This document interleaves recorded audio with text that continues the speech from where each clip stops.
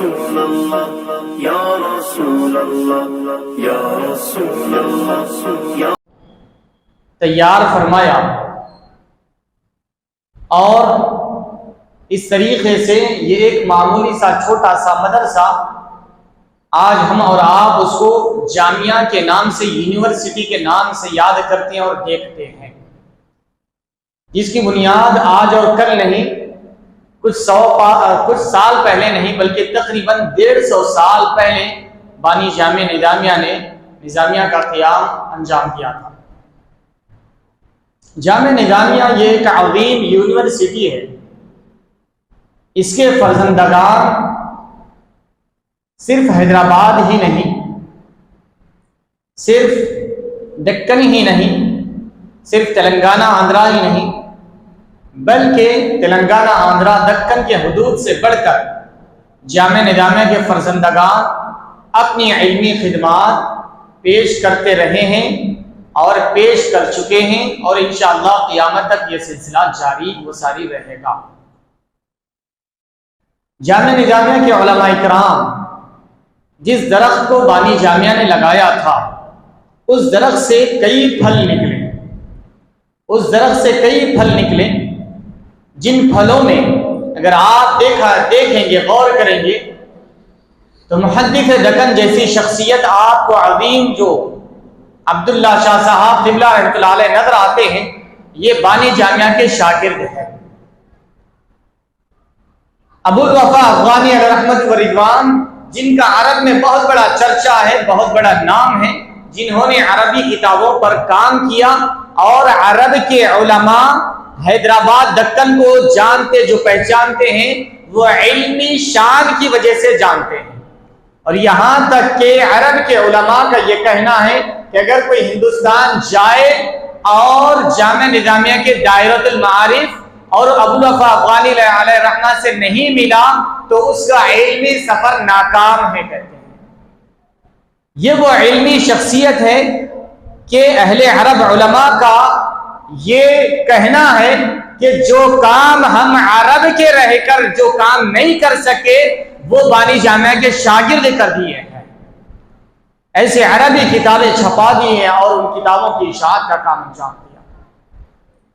تو الغرض جامعہ نظامیہ سے وقتاً فوقتاً ایسے فرزندگان نکلتے رہے اور دین متین کی خدمات انجام دیتے رہے، جن میں سے ایک عظیم ہستی عبداللہ شاہ صاحب قبلہ رحمۃ اللہ علیہ کی بھی ہے، جو بانی جامعہ کے شاگردوں میں سے آپ کا شمار کیا جاتا ہے۔ آپ نے اتنا عظیم کارنامہ انجام دیا کہ آپ نے زجاجۃ المصابیح نامی ایک کتاب لکھی۔ وہ کتاب عربی زبان میں ہے، عربی احادیث کو جمع کیا آپ نے، 5 جلدوں میں ہے وہ کتاب، 5 جلدوں میں وہ کتاب ہے۔ یہ کتاب کیا ہے؟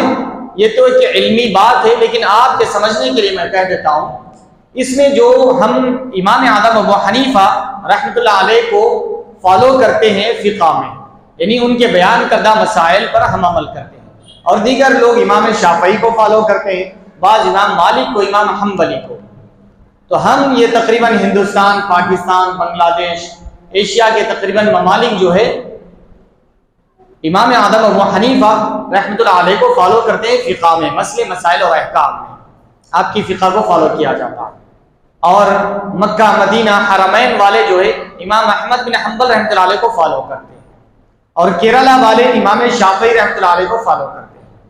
تو الغرض امام محدث دکن عبداللہ شاہ صاحب قبلہ رحمۃ اللہ علیہ جو کتاب لکھی وہ 5 جلدوں میں ہے، وہ احادیث کا ذخیرہ ہے۔ امام اعظم کے ماننے والوں پر ہمیشہ یہ اعتراض کیا جاتا تھا کہ ان کا جو مسلک ہے یہ رائے پر ہے، یہ صرف اپنی رائے پر چلتے ہیں، حدیث پر یہ عمل نہیں کرتے۔ تو محدث دکن علیہ رحمت و رضوان نے وہ سارے احادیث کو جمع کر دیا جو امام اعظم کے مسلک کے مطابق تھے۔ امام اعظم کے جو مسائل بیان کیے گئے ہیں، ان مسائل کے مطابق جو احادیث حضور پاک صلی اللہ علیہ وسلم نے بیان فرمایا ہے، وہ احادیث کا مجموعہ، وہ احادیث کا انسائکلوپیڈیا بنا دیا 5 جلدوں میں۔ اب حنفی مسلک کے ماننے والوں کے لیے وہ کتاب بہت عظیم ذخیرہ ہے۔ یہی وجہ ہے کہ علماء اکرام نے جب زجاجۃ المصابیح کو دیکھا تو ان کے الفاظ یہ تھے کہ 13 صدیوں سے حنفی علماء پر ان کی گردن پر ایک بوجھ تھا، حنفی علماء کی گردن پر ایک بوجھ تھا۔ 13 صدیوں بعد بانی جامعہ کے شاگرد عبداللہ شاہ صاحب نے وہ بوجھ کو اتار دیا۔ یہ زجاجۃ المصابیح کی کتاب لکھ کر انہوں نے یہ 13 صدیوں کا جو بوجھ علماء احناف کی گردنوں پر تھا، جو قرض تھا، اس قرض کو آپ نے زجاجہ لکھ کر اس قرض کو چکا دیا۔ پھر اس کے بعد آج ہم جس عنوان کے تحت یہاں پر کچھ آپ کے سامنے گوشہ گزار کرنے کی لیے یہاں پر حاضر ہوئے ہیں، وہ عظیم ہستی کا بھی ہم تذکرہ یہاں پر شامل کریں گے۔ تو الغرض یہ زجاجہ آپ نے لکھا، اسی طریقے سے بانی جامعہ کے شاگرد، نظامیہ کے فرزندگان پوری دنیا میں خدمت خلق، خدمت دین اور خدمت امت کرتے رہے۔ ہر میدان میں جامعہ نظامیہ کے فارغین نے کام انجام دیا۔ امجد حیدرآبادی کو کون نہیں جانتا؟ نوجوان نہیں جانتے ہوں گے، بڑے بزرگ حضرات اچھی طریقے سے جانتے ہیں۔ امجد حیدرآبادی جو فن شاعری کے شہنشاہ کہا جاتا ہے، شہنشاہ رباعیات کہا جاتا ہے، یعنی شعر کہنے میں جو 4 مصرے کا جو شعر ہوتا ہے اس کو رباعی کہتے ہیں۔ شہنشاہ رباعیات یعنی رباعیات کہنے والوں کے بادشاہ مانا جاتا ہے، انہیں شہنشاہ رباعیات کے لقب سے نوازا جاتا ہے۔ تو یہ کہیں اور کے فارغ نہیں تھے، یہ جامعہ نظامیہ کے فارغ تھے امجد حیدرآباد شاعر۔ اسی طریقے سے اگر سیاسی طور پر دیکھا جائے تو عبد الواحد اویسی یہ بھی نظامیہ کے فارغ تھے۔ ایسا کون سا میدان ہے جہاں پر نظامیہ کے فرزندگان نے خدمات انجام نہ دیا ہو؟ ہر میدان میں نظامیہ کے فرزندگان نے انجام دیا۔ علم حدیث دیکھ لیجیے آپ، محدث دکن نے اتنا بڑا کارنامہ کیا۔ علم تفسیر دیکھ لیجیے آپ، تفسیر عبد الباری ایک تفسیر ہے جو جامعہ نظامیہ کے فرزند نے لکھا ہے۔ فقہ دیکھ لیجیے آپ، کتاب الاصل، یہ اس کے اوپر حاشیہ ابو الافغانی علیہ رحمت و رضوان نے لکھا ہے۔ الغرض ہر میدان میں جامعہ نظامیہ کے علماء نے خدمات انجام دیا ہے۔ اب اسی طریقے سے آ جائیے حدیث کی خدمات کے طرف۔ علم حدیث کی خدمات کے طور پر اگر دیکھا جائے تو ہم نے جس شخصیت کا زمانہ دیکھا اور جن سے شرف تلمذ حاصل کیا ہے، جن کے سامنے ضامن ادب طے کیا ہے، جن سے شاگردی کا شرف حاصل کیا ہے، وہ ہستی عمدۃ المحدثین مولانا محمد خواجہ شریف صاحب قبلہ رحمت اللہ علیہ کی ذات گرامی ہے۔ یہ کوئی محتاج تعارف نہیں۔ خواجہ شریف صاحب قبلہ رحمت اللہ علیہ یہ نظامیہ کے شیخ الحدیث تھے۔ انہوں نے بھی اپنے وقت میں، اپنی زندگی میں ایسے کارنامے انجام دیے کہ جامعہ کا سر فخر سے بلند ہو جاتا۔ انہوں نے جامعہ کا نام روشن کیا اور جامعہ کی شان، جامعہ کی عظمت دنیا کے سامنے ظاہر کی، بتلایا کہ جامعہ کیا ہے اور علماء جامعہ کیسے ہوتے ہیں۔ انہی مبارک ہستیوں میں سے شیخ الحدیث قبلہ رحمۃ اللہ علیہ کا بھی نام آتا ہے، جنہوں نے عظیم خدمات انجام دی۔ شیخ الحدیث قبلہ رحمۃ اللہ علیہ کی شخصیت اپنی ذات میں فرد واحد ہے، اپنی ذات میں فرد واحد ہے، لیکن اگر ان کی خدمات دیکھا جائے تو شیخ الحدیث قبلہ رحمۃ اللہ علیہ فرد واحد نہیں بلکہ ایک تنظیم نظر آتی ہے، ایک جماعت نظر آتی ہے، ایک تنظیم نظر آتی ہے کہ بحیثیت آپ مصلح امت بھی ہیں، آپ قوم کی اصلاح کرنے والے بھی ہیں۔ اگر آپ کی شخصیت کو دیکھا جائے تو تو آپ ایک مبصر بھی ہیں آپ، اور اگر دیکھا جائے تو آپ ایک مفکر بھی ہیں آپ، اور اگر دیکھا جائے تو آپ محدث بھی ہیں، اور اگر دیکھا جائے تو آپ ناظم بھی ہیں۔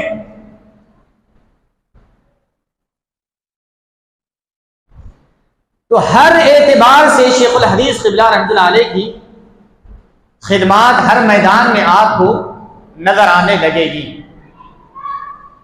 تو حاضرین اکرام، شیخ الحدیث قبلہ رحمۃ اللہ علیہ علمی گھرانے میں پیدا ہوئے، اور آپ نے ابتدا میں جامعہ نظامیہ میں داخلہ لیا اور وہاں سے علوم دینیہ حاصل کیے، اور ہمیشہ سے آپ اپنے دوران طالب علمی میں ایک ممتاز طالب علم کی حیثیت سے آپ کو شمار کیا جاتا تھا۔ اور جب آپ جامعہ نظامیہ سے فارغ ہوئے، گلبرگہ، اننتا پور وغیرہ دیگر مقامات پر آپ نے خدمات انجام دیے۔ گلبرگے میں بھی مدرسہ قائم کیا، اور اننتا پور میں بھی آپ نے مدرسہ قائم کیا، اور اس طریقے سے پھر اس کے بعد بانی جامعہ، پھر اس کے بعد شیخ الحدیث کو جامعہ نظامیہ میں خدمات پر مامور کیا گیا۔ الغرض یہاں پر آپ کی خدمات کافی رہے، کیونکہ شیخ الحدیث قبلہ رحمۃ اللہ علیہ ایک علمی شخصیت تھی، اور میں آپ کے سامنے شیخ الحدیث کی علمی چیزیں آپ کے سامنے گوشے گزار کرنا یہ مناسب نہیں سمجھتا، کیونکہ شیخ الحدیث کی خدمات کے اوپر ہے، اس لیے مجھے مجبوراً آپ کے علمی خدمات آپ کے سامنے گوشے گزار کر رہا ہوں، کیونکہ یہ آپ کی علمی خدمات جو ہے علمی حلقے میں بیان کی جانی چاہیے، لیکن پھر بھی آپ کے گوشے گزار کرتا ہوں۔ اس کے بعد کچھ شیخ الحدیث کی جو آپ کے خدمات وغیرہ روحانی طور پر آپ نے کیا کام انجام دیے اس کو بھی ذکر کر کے بات ختم کرتا ہوں۔ شیخ الحدیث قبلہ رحمۃ اللہ علیہ عربی میں بڑی مہارت رکھتے تھے، ہم نے خود اپنی آنکھوں سے دیکھا ہے۔ کئی دفعہ ایسا ہوتا، جامعہ نظامیہ کے کئی اساتذہ اشعار لکھتے عربی میں اشعار لکھتے، تو وہ اسی طریقے سے اشعار بولتے نہیں، اشعار کے کریکشن کے لیے تصحیح کے لیے صحیح ہے یا غلط ہے وہ بتلانے کے لیے شیخ الحدیث کے پاس آتے تھے، اور شیخ الحدیث وہ اشعار کو دیکھ کر جہاں پر صحیح ہے صحیح ٹک کرتے تھے، جہاں پر غلط ہے اس کی تصحیح کر دیا کرتے تھے۔ بڑے بڑے شیوخین تک شیخ الحدیث کے پاس اشعار کی تصحیح کے لیے آتے تھے۔ یہ عربی میں آپ کا مقام تھا، یہ عربی میں آپ کا ملکہ تھا، اتنی عربی آپ جانتے تھے۔ پھر اس کے بعد اگر عربی سے آپ کا شغف اگر دیکھنا ہو تو آپ المعہد الدینی العربی کو چلے جائیں، یہ شیخ الحدیث کی عربی سے محبت کی علامت ہے۔ آپ جا کر وہاں پر معہد میں جا کر جو شیخ الحدیث کا قائم کردہ ادارہ ہے، شیخ الحدیث نے اس ادارے کو قائم کیا ہے، المعہد الدینی العربی اس کا نام۔ وہاں پر جائیں گے تو آپ کو دیواروں پہ ادھر ادھر جو ہے دیواروں پر عربی لکھی ہوئی ملے گی آپ کو۔ شیخ الحدیث کا یہ ماننا تھا کہ بس عربی بولو صاحب، آپ عربی بولتے رہے، عربی میں بات کرنے سے بھی ثواب ملتا، صرف قرآن پڑھنے سے ثواب نہیں، اگر عربی میں بات چیت کرتے ہیں تب بھی آپ کو ثواب ملتا ہے، فرماتے تھے شیخ الحدیث۔ عربی میں آپ بات چیت بھی کر رہے ہیں، کیف انت، کیف الحال، انت طیب، آپ عربی میں بات کرتے ہیں تو بھی آپ کو ثواب ملتا ہے، اردو میں بات کرنے سے ثواب نہیں ملتا۔ ایک عجیب بات سناؤ آپ کو، شیخ الحدیث فرمایا کرتے تھے عربی سے جو محبت ہے آپ کی مادری زبان کیا ہے؟ ہماری اور آپ کی مادری زبان کیا ہے؟ اردو۔ شیخ الحدیث فرماتے تھے نہیں، ہماری اور آپ کی مادری زبان اردو نہیں ہے۔ حیرت کی بات ہے، ہماری مادری زبان تو اردو ہے، لیکن شیخ الحدیث فرماتے ہیں نہیں، ہماری اور آپ کی مادری زبان اردو نہیں ہے، پھر کیا ہے؟ تو شیخ الحدیث فرماتے ہیں ہماری اور آپ کی مادری زبان عربی ہے، اردو نہیں ہے۔ حضرت یہ کیسا؟ مادری زبان کسے کہا جاتا ہے؟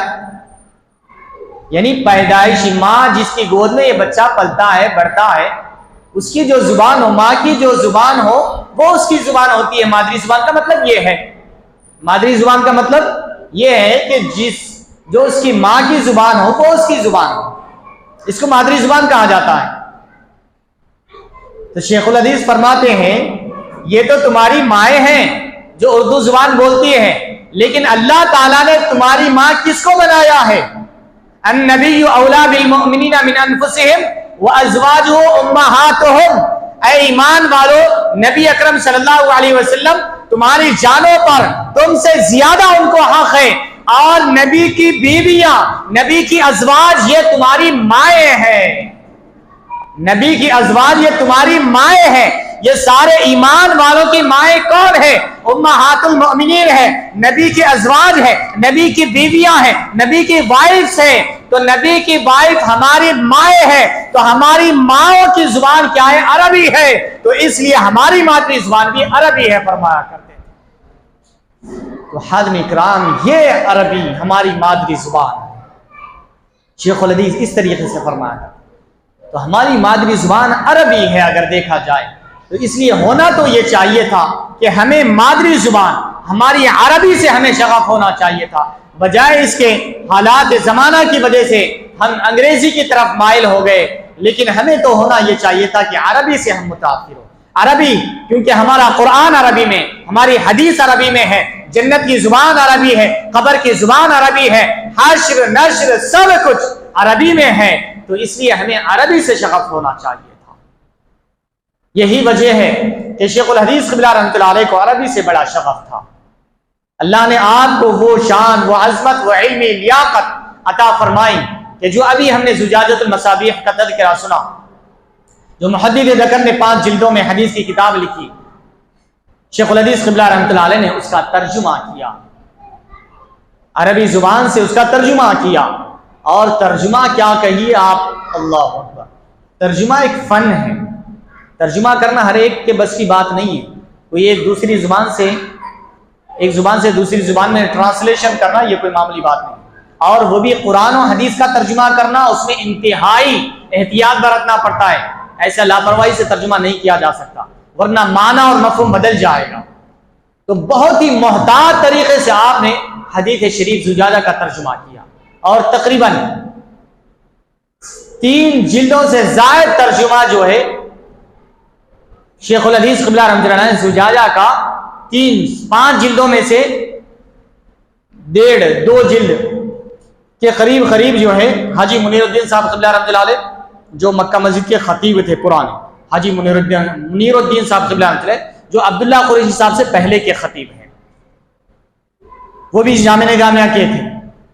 ان کی کیا کیفیت، کیا کہنے، حاجی منیر الدین صاحب قبلہ رحمۃ اللہ علیہ، وہ ایسے اللہ والے تھے کہ بس زار و خطار روتے تھے اللہ کے خوف اور خشیت سے، روتے روتے ایسے دھاریں پڑ گئی تھی آپ کے گالوں پر، نشانات پڑ گئے تھے اللہ کی خوف اور خشیت سے، روتے روتے ہمیشہ روتے رہتے تھے۔